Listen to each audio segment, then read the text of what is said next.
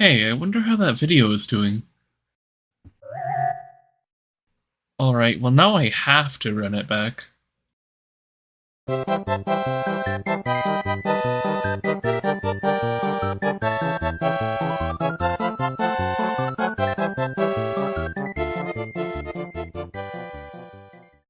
Hello everyone and welcome back to Ruina autoplay. Last time we made our way through the town that we shall not speak of and unlocked Urban Nightmare, all with relative ease, right? Well, let me tell you, that was just the beginning. We got a lot more to cover, so let's just get right into it.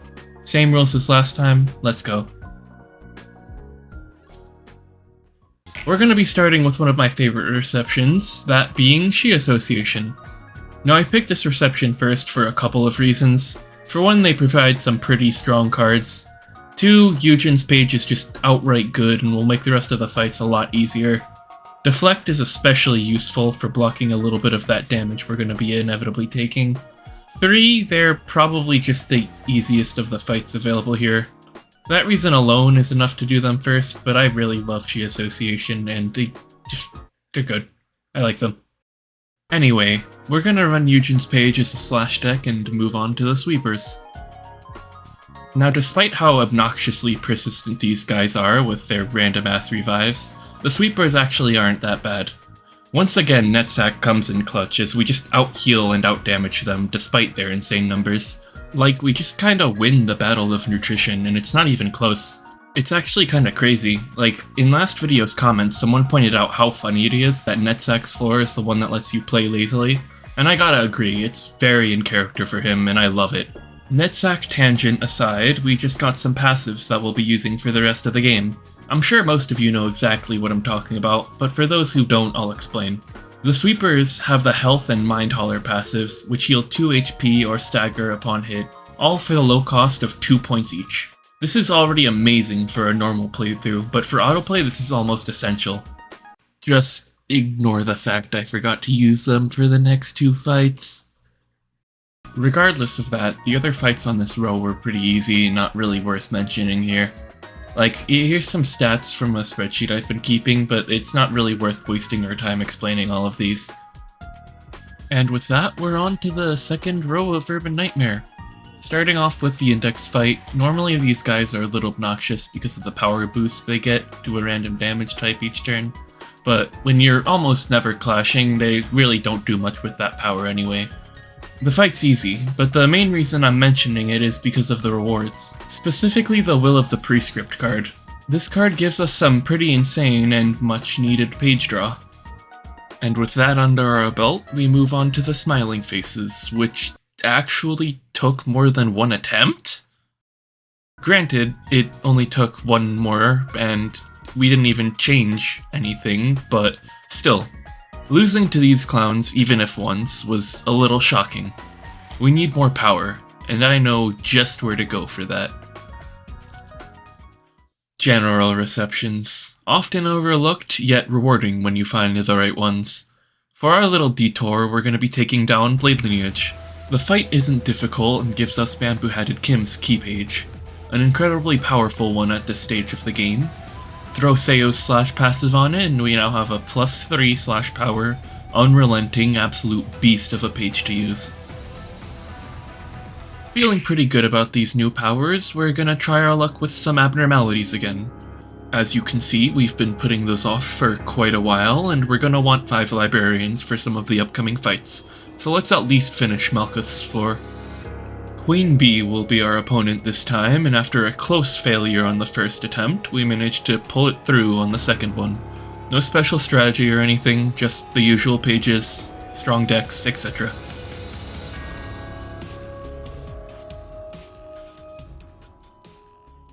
Back to the main story, we barely managed to scrape by on our first try against W Corp, and that brings us to the fight that I was hoping to get 5 librarians for. That fight being the Crying Children. I was considering running Netsack's floor given how useful the sustain would be, but I opted to run Malkuth's instead. We already had 5 librarians in that floor, and I thought it would be a safer bet, especially when you consider we already had a bit of sustain through Mind and Health Hauler. And as it turns out, my bet paid off very well. Not only did we beat the crying children, we beat them first try and with ease. For the love of God, please do not take that out of context. Not a single person died throughout the entire 19-turn encounter. That's pretty crazy. After an encounter like that, I'd say we're feeling pretty good, you know? Got a lot of good pages, a lot of confidence, so I'd say we're ready for our first realization. Okay, look, I know we don't have a choice, but let me feel like I'm in control here. Floor of history, here we co- Oh. Okay, well, we might have to rethink this a little bit. One failed attempt isn't enough to dissuade me, but it is enough to convince me that we need to rethink our strategies a little bit. First, we need more page draw. Second, more light restore. Third, hear me out. You know how Yujin works well with some cards because she starts at 25% HP with an absurdly high health pool? Well, what if we started utilizing that health pool instead of just those 25% HP bonuses? Okay, I know that sounds dumb. You only get 4 copies of Health Hauler, why not just put it on everyone else and let Yujin stay below 25%? There's no way it'll be worth losing out on all those bonuses. I mean, hell, there's no way you'll even get past that 25% HP with the amount of hits we'll be tanking. But that's kind of the point. Before I had neglected to put healing on Yujin in fear of overcapping the HP and losing the bonuses. But after thinking about it a little bit more, I realized, why not? I mean, like, there's 2 outcomes here. Either we out-heal their damage and get a crazy amount of HP, or we get to sustain a bit longer and keep one of our strongest pages alive while keeping the 25% HP bonuses. And with these 3 changes in place, we absolutely sweep our second attempt on Melketh, with everyone alive. The only phase that was really problematic at all was Queen Bee, specifically the damage from Spores and Strike of Retribution. Although once we adjusted our decks with a bit more light restore and page draw, things were a breeze.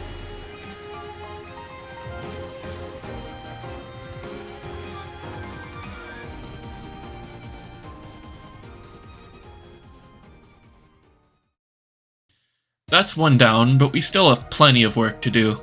We're not even close to unlocking Star of the City, and we'll have to do these eventually. Might as well keep going floor by floor. That means everyone's favorite Viper, Yasad, is next, starting with the funny guy. Nothing special to see here though. We first tried it and now have access to our second realization of the game. So you might be asking yourself, what's the strategy this time? Is this guy gonna go on a minute-long Yujin rant again? Well, no. Not gonna beat around the bush with this one. All we did was recycle the same decks we used for Malkuth's realization and completely obliterated this one. I'm talking first try, 0 deaths, absolute beatdown in every sense of the word. The only thing noteworthy is the abnormality page coffin, as soon as we get it, this was just Angela's perpetual state.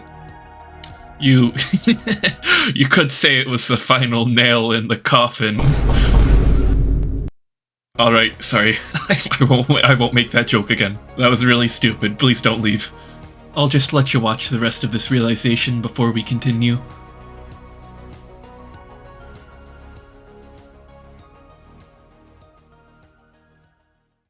Anyway, next up is the Floor of History, but before we can do another realization, we gotta get past Leticia. This abnormality wasn't that bad. I mean, it took 2 attempts and was a lot closer than I would have liked it to be, but overall it didn't take very long. We add a deck to our 5th librarian, and without further ado, we're on to our 3rd realization. Alright fellas, would you believe me if I said we also first tried this realization? Because believe it or not, that's what happened. Somehow, some way, we managed to complete another Floor's realization in a single attempt. Genuinely, I don't even know what to add to the script for this part. I know I keep foreshadowing with the whole things are going too easy thing, but like, we've made it this far with almost 0 issues. That's just, that's insane to me. Like, look at their health bars, no one's even low.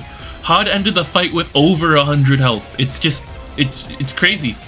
Even if this run were to like end in the next fight, it's insane that we've made it this far that easily. Nothing really to say. Like, I don't know. I don't have any strategies. Nothing like crazy, just, I mean, I guess this abnormality page, but that's about the only real thing of note. Anyway, let's continue.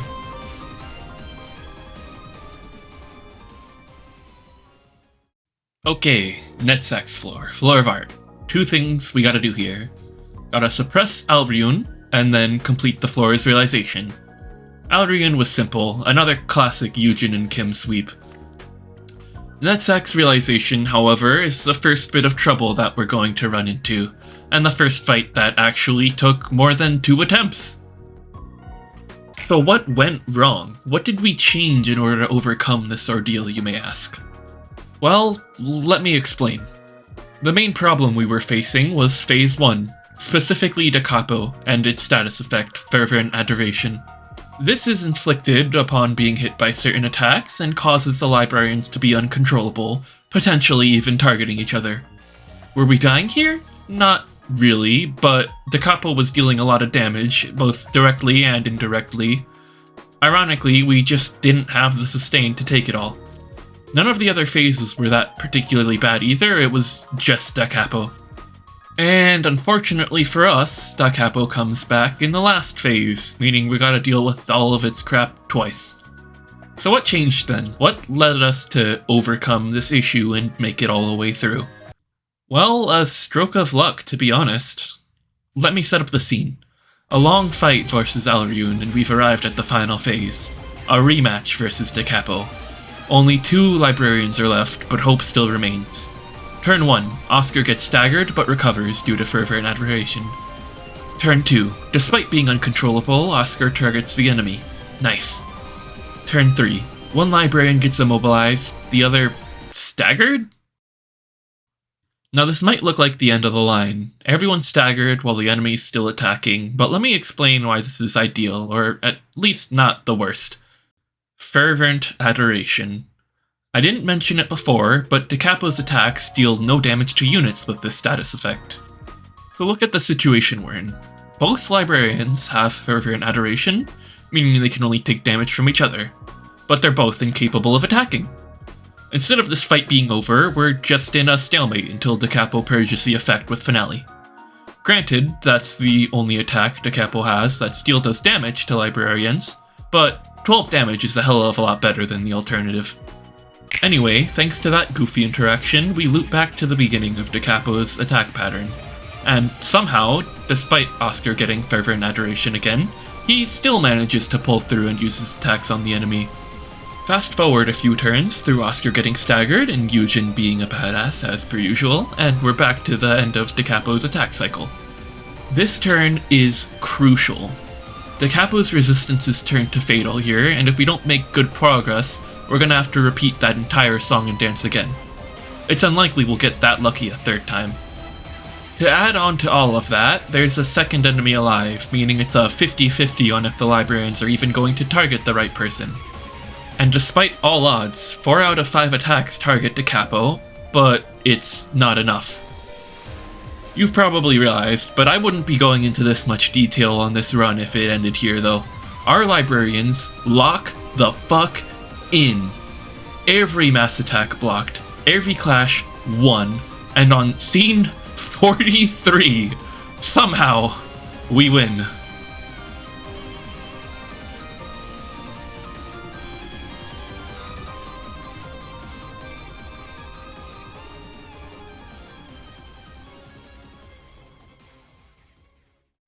Finally, we've achieved Star of the City, all without playing the game.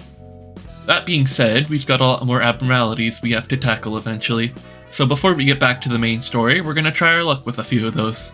This is where fights start to get a little mechanical though, so we're gonna have to start thinking about deck building instead of just throwing good pages down. Crazy, I know. First up is the vertical difficulty spike known as Queen of Hatred. This fight is essentially a balancing act between hitting her and getting hit. Do too much damage without taking any, and she'll regain all her health and transform into a more difficult version of the fight. Naturally, autoplay doesn't really care about any of that, so we're just going to have to be strong enough to beat her enraged form. I decided to run Kim, Yujin, and Philip's pages with a few minor adjustments. those being the addition of the Singular Strike passive and a few more single hit cards to match. Queen of Hatred primarily uses ranged attacks, so optimizing our decks to reliably play anti-ranged pages is crucial. Attempt 1 was incredibly close, with Queen being left at 8 HP. Seeing how close our first try was, I decided to run it back and see if we could get a little bit more lucky. Lo and behold, we were! While still a close fight, we managed to win this time, only taking 2 attempts to beat this fight. I am not kidding when I tell you that is a fraction of the amount of attempts it took me to beat it when I first played this game. Continuing with Tipperith's floor, we're fighting Knight of Despair now. This one's a little bit more complex, but still doable with a bit of luck. The fight starts with Knight untargetable and 3 swords protecting her. Defeat the Enchanted Sword and their behavior will change for 3 turns. The swords will use different attacks, avoid taking damage from them, and they'll impale her for a chunk of health. Do that for all 3 and you'll get this disorienting effect and the chance to hit the knight herself. Fail and you'll be back to step 1. This may seem like a lot for autoplay to handle, but there's a few weaknesses that we can build around. First of all, the Enchanted Sword has altered resistances. While the other 2 are completely neutral, the Enchanted one has fatal resistances to Pierce, and the other damage types will be ineffective. So Pierce is our key to getting through Phase 1, but how can we reliably deal with their special attacks? Well, there's one important detail we can utilize. When entering this stage, the swords switch to using ranged attacks. This means that we can reuse some strategies that we used against Queen of Hatred. Ultimately, I chose to run Kim, Philip, and Oscar's pages. I subbed Eugen out because the Enchanted Sword does % max health damage, which, given her whole gimmick, basically 2-shots her. I chose Oscar because he has good Pierce damage, and left the other 2 in to hopefully deal with the ranged attacks. This fight took a few attempts to fully develop a strategy for, and was pretty close, but opting to use Oscar for this fight is ultimately what changed the tide and allowed us to win. I decided to try King of Greed next, but after roughly an hour of various strategies and builds losing to this, I decided we might want to get a bit stronger before coming back here.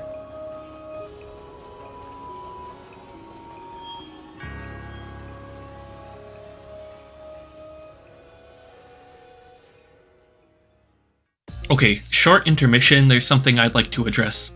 If you were paying attention to the rules, you might have noticed this part in particular.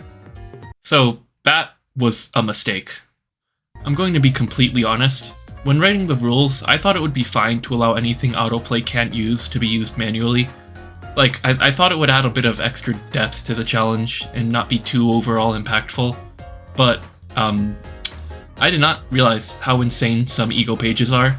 While I do regret allowing them to some extent, all of these recordings are over 6 months old, and I'd much rather just commit to getting the video out than replaying all the affected fights, especially when you consider that most of the difficulty is in abnormalities and realizations, both of which you can't use ego pages, so with that in mind, I hope you all can just look past that and enjoy the video anyway.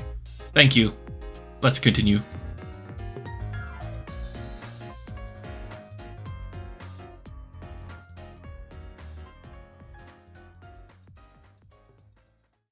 Considering most of the main story is relatively easy compared to abnormalities, I won't be going into too much detail for most of them. We used Netzak's floor and swept the first row of Starve the City in 1 to 2 attempts each, updated our decks with some new pages and passives, as well as replacing some of our key pages with better ones. A few noteworthy improvements are the addition of Frontal Assault and Class and Respect for Light Restore, as well as Lowell and Callow's key pages. The second row is where we really get some stronger options though, such as access to Multi-Slash, Unlock, basically a whole lot of strong singleton cards. I've mentioned before just how important Light Restore and Page Draw is for autoplay, and Singleton is just so good at both of those things, like trust me, we're gonna get a lot of use out of these cards. Anyway, the Index and Liu fights of this row were easy, our corp wasn't that bad either, but I do want to highlight the Red Mist reception. For most fights, we just did our surefire strategy, Netzak's floor and some generic strong decks.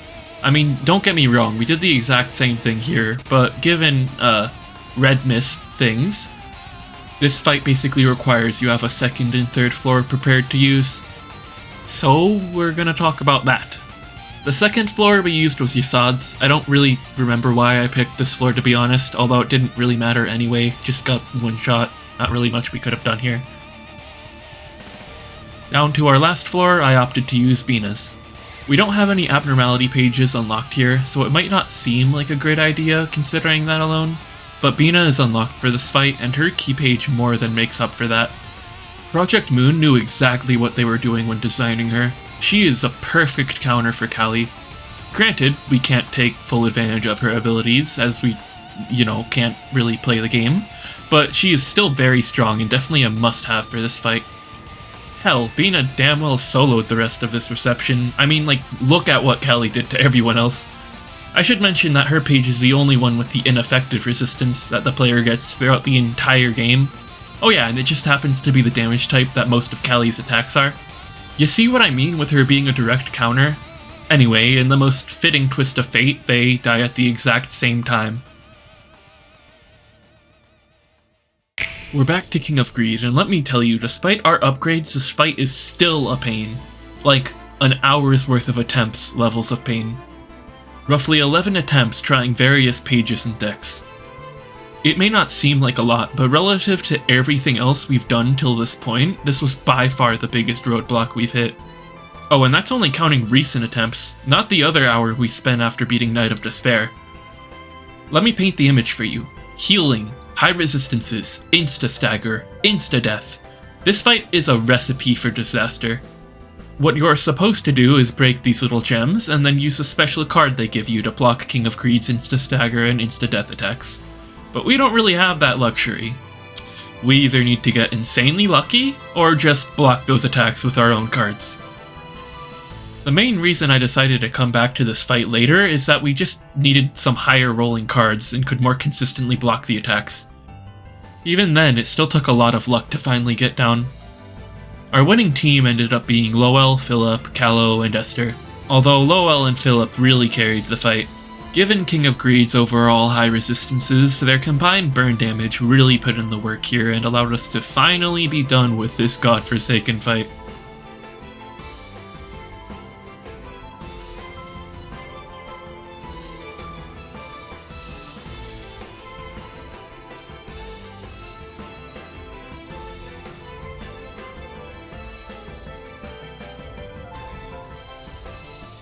I hope you didn't think things would get easier from here though, cause that was just the beginning. Things are only gonna get worse from here. A lot worse. But let's not get ahead of ourselves. Better to focus on things one step at a time, no matter how painful those steps may be. As for said next step, that would be Servant of Wrath, the final abnormality before we can take on this floor's realization, and by far the most infuriating one. To keep it simple, this fight requires that we work with the Servant of Wrath to defeat the Hermit of the Azure Forest. Sounds easy, right? Well, there's a few catches that make this a struggle for autoplay. For one, the Hermit can't be killed by anyone but the Servant of Wrath, or he'll just heal a decent portion of his health. Servant of Wrath also can't target the Hermit until his minions are cleared. The second struggle we have is that, while Servant of Wrath functions as an ally for most of the fight, it is still technically an enemy. This means that autoplay can target her, and most importantly, kill her. And because the fight is only winnable if she lands the final hit on the Hermit, her dying also counts as a loss. You get what I'm saying here? The librarians can and will target her over and over and over, and will lose to her dying over and over and over. This fight only took roughly 45 minutes to complete, but let me tell you, those 45 minutes were pretty insufferable. There is no feeling more dreadful than getting rid of all the Hermit's minions, only for the librarians to decide they want to turn around and beat the crap out of the servant. Like, I was genuinely getting infuriated with this encounter, and we've yet to even see anything close to the worst of it. But tangent aside, we finally did get the fight after 12 attempts. There wasn't a whole lot of strategy behind this one. I tried to limit my purist cards since Servant is particularly weak to those, and the main issue was killing her. But besides that, it was just the usual setup and a whole lot of RNG. And And with those two abnormalities out of the way, we have access to our next realization. But before we continue there, I want to take on a few more receptions and hopefully get some even stronger pages. Beating R-Corp in the Red Mist gives us access to one of the best passive combos in the game, and now we're going to try and get an insane key page to combine that with. Said key page being the Purple Tears. Purple Tear is no pushover though, we gotta strategize a bit here. For one, there's this passive. Get her low enough and she'll teleport to a random floor. Normally, I'd just let her wipe whatever floor she teleports to and go immediately back to the main floor, but we can't really cut corners here. If we're gonna win with autoplay, we better utilize everything we can. What I ended up doing was setting up a few backup floors with various pages. If she happened to teleport to one of those, great, we could utilize all 3 of our floors. If not, we'd have to win with 2 or just try again. Sure, I could have just set up pages on every floor if I really wanted to cover my bases, but at that point, we'd be running our strong pages so thin I'd rather just take my chances with a few well-built ones. Our main floor was once again Netsack.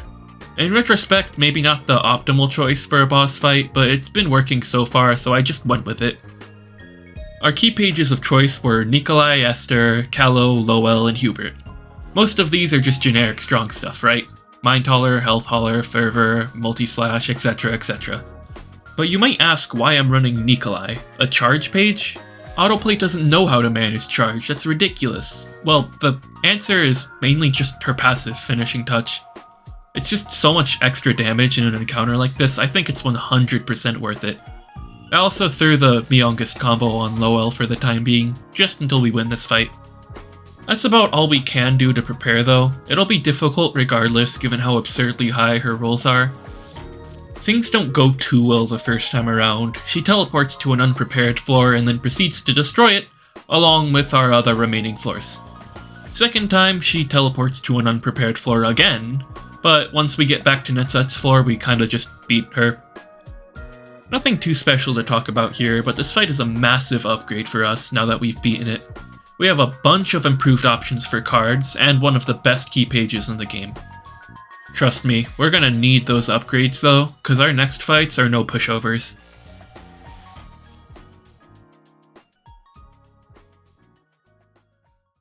Xiao, the Lady of Iron. I could talk on and on about how cool I think this fight is, but I'll save my opinion for another video and get straight to the strategy. Now before anyone asks, despite allowing ego pages, no, I did not her. I know the strategy, I know how strong it is, but come on, where's the fun in that?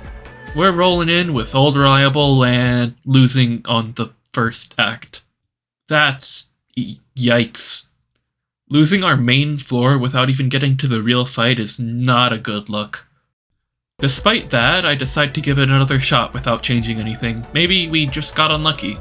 Our second attempt does go a lot better. We'll make it to Act 2 and get her down to 112 HP.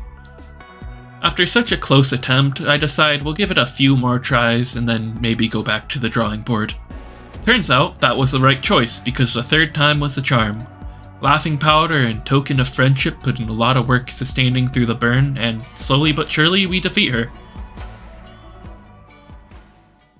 So we got through most of Star of the City. Great, but it's about time we get back to the real challenge. We're gonna start exactly where we left off, with Tifereth's realization. The first 4 phases are virtually the same as their earlier counterparts, albeit the order is slightly different and actually better for us. Most runs die at Servant, so fighting her second instead of fourth saves us a lot of time on failed attempts. But the main problem here isn't any of those phases. The main problem we face is the last phase, the Jester of Nile. As far as beating the game with our current rule set goes, this is where the run would end. The problem with this phase is that it gives you pre-built decks you're forced to use. The Jester has 4 forms, 1 for each magical girl. What you're supposed to do is have the magical girl matching his current form clash with him, while the rest use this support page. But as you know, we have absolutely no control over who clashes, and we can't gimmick our way out of it because we're not even using our own decks anymore. I mean, with enough RNG, it's technically possible to beat with autoplay, but that requires an unrealistic amount of luck, especially when you factor in the previous phases and how many tries it takes to even get here. So what now then? Is this where things end? Well, no, I'm still going to be continuing the run. I did say I would allow exceptions as needed, and when the original purpose of this run was to see how far you could make it with just deck building and a lot of perseverance, ending the run to a fight where we don't even get to deck build just feels wrong. So, while the run technically ends here, I'm going to continue playing through the game and see what we can do, just adding an exception for fights like this. That being said, the video has gone on for long enough, and I think this fight makes a good ending point. It's already been so long since I uploaded the first part, and I really do want to get something out. Thank you all for the support, by the way. I'm glad this series is entertaining enough for you to commit your time to it. I still have a lot already recorded to show you all next time, but please, please, please give me your input. Comment your ideas, or tell me your strategies on Discord. Like, let's make this a community effort, cause I'm sure some of you have better ideas than I do, and I'd love to hear them all. Anyway, thank you all for watching. Don't forget to like, subscribe, yada yada yada. I'll be back with the next part eventually. Bye.